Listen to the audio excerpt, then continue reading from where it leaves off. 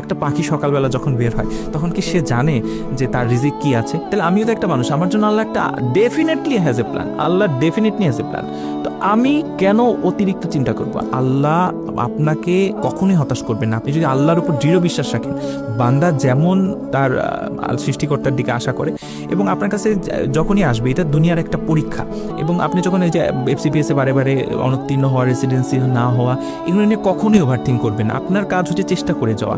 এবং আপনি আরেকটা কথা, তার মানে এই না যে আপনি অন্যদের থেকে কখনো পিছিয়ে পড়বেন না। সবার দিনই 24 ঘন্টা, কারো দিন কিন্তু 24 ঘন্টা থেকে বেশি না। আমি বলি যে if you don't do extra you will not get extra. আপনাকে এটা করতে হবে যে আল্লাহর কাছে এটা প্রমাণ করা যে আল্লাহ আমি বেস্ট। আমি অন্যজন 12 ঘন্টা পরিশ্রম করলে আমি 13 ঘন্টা করি। আল্লাহর কাছে যখন এটা প্রমাণ করবেন, আল্লাহ তো আমি বলি যে আহকামুল হাকিমিন, বিচারকদের মধ্যে সর্বশ্রেষ্ঠ বিচারক, তিনি নিশ্চয়ই আমি 13 ঘন্টা 1 ঘন্টা বেশি পরিশ্রম করছি, কারণ সিট তো লিমিটেড, 120টা সিট ধরেন, আমি ওই 12 ঘন্টা 1 ঘন্টা বেনিফিট পাবেনি আপনি। এটা আমার লাইফে ফিলোসফি। আপনি এক্সট্রা পরিশ্রম করলে এক্সট্রা পরিশ্রম আল্লাহ আপনাকে আল্লাহ নিরাশ করে।